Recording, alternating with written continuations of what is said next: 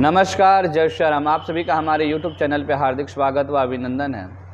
मैं बाबा विश्वनाथ से यह प्रार्थना करता हूं कि बाबा विश्वनाथ आप सभी को स्वस्थ, मस्त और प्रसन्न रखें। साथ ही साथ वर्तमान समय में चल रहे संसार में इस कोरोना और ओमिक्रॉन नामक संक्रमण से बाबा विश्वनाथ आप सभी को सुरक्षित रखें। आज का जो हमारा विषय वस्तु आप सभी के बीच में है इस चैनल के माध्यम से, वह यह है कि पूजा पाठ किन किन दिशाओं में बैठ के हम कर सकते हैं। वैसे तो भगवान सर्वत्र हैं, सर्वव्यापी हैं, परंतु सही दिशा में मुख करके पूजन करने से शास्त्रों में उसका विशेष महत्व बताया गया है। और दूसरा क्या है पूजा का सही समय व पूजा का सही स्थान, साथ ही साथ नित्य पूजा कैसे करना चाहिए और नित्य प्रतिदिन कौन कौन से ऐसे जप व पाठ करने से परिवार के सदस्यों का उत्तरोत्तर वृद्धि हो सके या स्वयं का वृद्धि विकास हो सके। तो आज इन्हीं सभी विषय वस्तुओं पर हम लोग चर्चा करेंगे।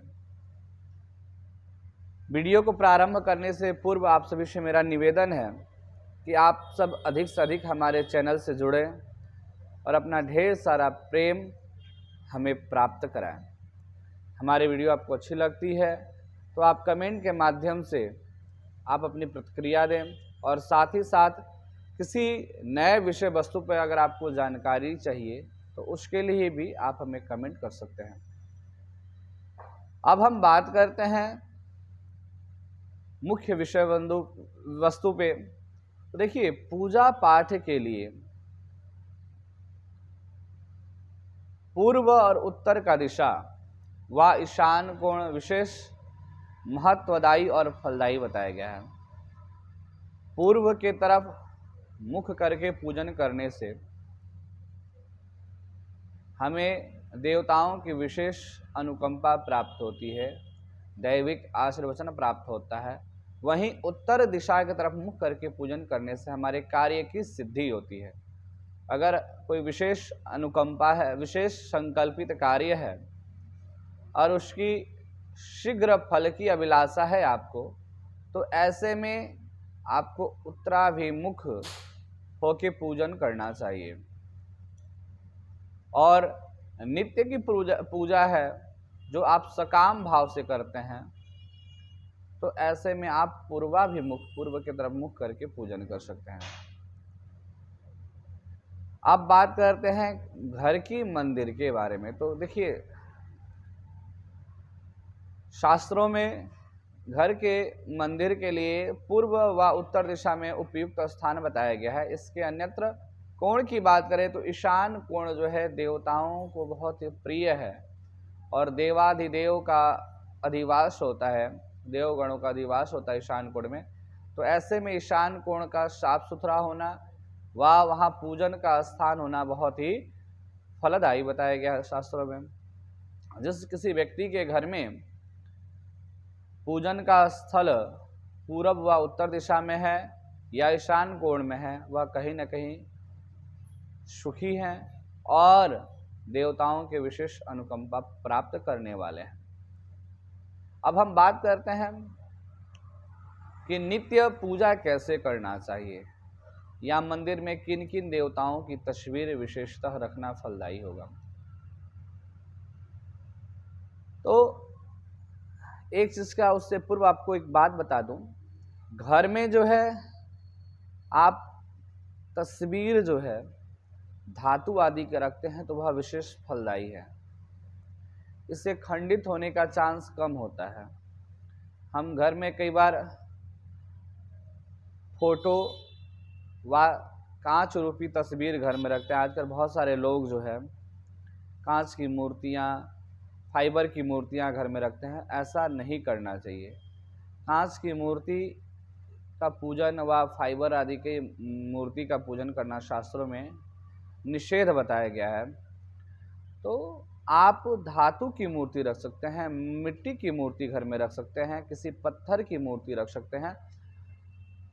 ऐसा करने से उस मूर्ति में दिन प्रतिदिन ऊर्जा का संचार होता है, बढ़ता है। अगर आप नित्य जिस प्रतिमा की आप पूजन करते हैं उस प्रतिमा में किया हुआ जप तप संचय होता है और कहीं ना कहीं वह आने वाले पीढ़ी के लिए बहुत ही उत्तम माना जाएगा।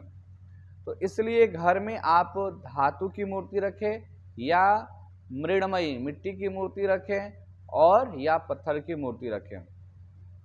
ध्यान ये भी रखें कि जो घर में आपकी मूर्ति हो प्रसन्न मुद्रा में हो, खिलती हुई, उसका चेहरा खिला हुआ हो, वह आशीर्वाद देते हुए हो। इस मुद्रा में रखी हुई तस्वीर की पूजा व मूर्ति की पूजा करना विशेष फलीभूत होता है। अब बात करते हैं नित्य पूजा की विधि कैसी होनी चाहिए। तो अगर धातु की मूर्ति है घर में तो उन्हें नित्य जल से स्नान कराएं, पंचामृत से स्नान कराएं और पुनः जल से स्नान करा के उन्हें वस्त्र आदि से श्रृंगार करें और फिर नित्य अपने घर के मंदिर में 5 सामग्रियों का एक पात्र बना लें, जिसमें रोली, हल्दी, चावल, धूप, दीप और नैवेद्य रखें। तो इस पंचोपचार पूजन भगवान का नित्य करें। स्नान आदि करने के पश्चात वस्त्र पहनाएं और फिर भगवान को तिलक करें, अक्षत लगाएं, धूप दीप दिखा करके उन्हें नैवेद्य चढ़ाएं और उपलब्ध हो सके तो भगवान को नित्य सुंदर ताजा पुष्प व जिस प्रतिमा को आप घर में रखें उनसे संबंधित शास्त्रमत जो पत्र आदि बताए गए हैं, जैसे शिव जी को बिल्व पत्र, शमी पत्र, आकड़े का पत्ता, धतूरे का फल, फूल, पुष्प व भगवान विष्णु को तुलसी का पत्र। तो ऐसे में जिस भगवान को, जिस भगवती को जो फल, पुष्प, पत्र बताया गया है शास्त्रों में, वह उनको नित्य अर्पण करें। तो इस विधि पूर्वक आप घर की नित्य पूजा पाठ कर सकते हैं। अगर नित्य आप पंचामृत से स्नान नहीं करा पाते हैं तो ऐसे में भगवान को नित्य जल से स्नान करें। अगर मिट्टी की मूर्ति है तो इनके ऊपर जल का सिंचन करें पुष्प के द्वारा और फिर इन्हें गंधाक्षत के द्वारा, पुष्पों के द्वारा श्रृंगार करके इनकी पूजन करें। अन्यथा अगर आपके घर में पत्थर व धातु की मूर्ति है तो उन्हें जल से पंचामृत से अवश्य स्नान करें।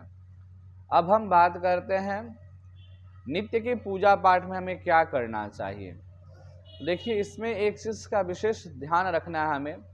आपके कुल के जो आराध्य है व आपके जो इष्ट हैं, हमारे कुल के देवता बताए गए हैं और साथ ही साथ परिवार में 10 लोग हैं तो कुल के देवता तो एक ही होंगे, पर 10 ही सदस्यों के अलग अलग इष्ट होते हैं। घर में कोई शिव जी को मानने वाला होता है, कोई गणेश जी को मानने वाला होता है, कोई भगवती को मानने वाला होता है, तो कोई विष्णु और लक्ष्मी को मानने वाला होता है। तो ऐसे में प्रत्येक सदस्यों का इष्ट अलग अलग होते हैं। तो नित्य के दिनचर्या में सबसे पहले सूर्योदय आदि से पूर्व बिस्तर छोड़ देना चाहिए और स्नान आदि पूर्वक सर्वप्रथम भगवान सूर्य को अर्घ देना चाहिए। जो व्यक्ति नित्य उगते हुए सूर्य को अर्घ देता है, भगवान सूर्य की उसके जीवन में विशेष प्रभाव पड़ता है। वो भगवान सूर्य अपने तरह उस व्यक्ति को प्रकाशमान बनाते, इसलिए शास्त्रों में उगते हुए सूर्य को सर्वप्रथम जल देने का विधान बताया गया है। उसके पश्चात घर में आप मंदिर, घर का जो मंदिर है या पास में कोई आपके मंदिर हो तो वहां नित्य जाने का प्रयास करें। घर से चतुर्गुणित फल मिलता है मंदिर आदि में। तो मंदिर में बैठकर आप गणेश जी की स्मरण करें। अगर आपको गणेश जी की कोई स्तुति याद हो तो गणेश जी की स्तुति को स्मरण करें, नहीं तो आप गणेश जी के सिंपल मंत्र का ओम गंग गणपतये नमः या श्री गणेशाय नमः, इस मंत्र का 11 बार उच्चारण करें। उसके पश्चात भगवान शिव के मंत्रों का उच्चारण करें ओम नमः शिवाय यह षडाक्षर मंत्र है और नमः शिवाय पंचाक्षर मंत्र है। तो ऐसे में नित्य गणेश मंत्र, पंचाक्षर मंत्र व भगवती के किसी भी मंत्र को आप जप के रूप में कर सकते हैं। अगर किसी के आराध्य भगवान विष्णु हैं तो वह विष्णु भगवान के 12 अक्षर मंत्रों का जप कर सकते हैं। किसी भी देवी देवताओं का आपका स्मरण करना हो, उनके मंत्र आदि आपको याद ना हो, तो उनका प्रेम पूर्वक नाम लेना ही वह भगवान का स्मरण करने के बराबर है। और अगर हम बात करें पाठ, तो नित्य में किन किन पाठों को करना विशेष फलदायी है। तो इस कली काल में नित्य शिव चालीसा, दुर्गा चालीसा, हनुमान चालीसा या बजरंग बाण और साथ में शनि चालीसा का नित्य आप पाठ कर सकते हैं। जो व्यक्ति नित्य इन चालीसा का पाठ करता है उसके जीवन में बड़े से बड़े विघ्न बाधा आते तो हैं, लेकिन क्षण भर में नष्ट हो जाते हैं और कहीं न कहीं व्यक्ति का जीवन सार्थक बन जाता है, आसान बन जाता है। जो व्यक्ति कार्य करता है उस कार्य क्षेत्र में बड़ा ही शालीनता से उसका कार्य पूर्ण होने लगता है और धीरे धीरे वह व्यक्ति यश कीर्ति को प्राप्त करने लगता है। और पाठ पूजन करने के पश्चात घर के बड़े बुजुर्गों का आशीर्वाद ले, चरण स्पर्श करके उनका आशीर्वाद ले, और हो सके तो नित्य गाय को एक गुड़ का टुकड़ा खिलाएं या गाय को नित्य रोटी खिलाएं, गुड़ और रोटी खिलाएं। तो इन उपायों से जो व्यक्ति नित्य की दिनचर्या को प्रारंभ करता है वह कहीं न कहीं हर एक प्रकार से सुखी व संपन्न व्यक्ति होता है, प्रतिष्ठित व्यक्ति होता है। वह जीवन में यश कीर्ति को प्राप्त करने वाला होता है। तो आज के इस वीडियो में इतना ही। मिलते हैं किसी नए वीडियो के साथ, तब तक के लिए आप सभी को मेरा नमस्कार। जय श्री राम।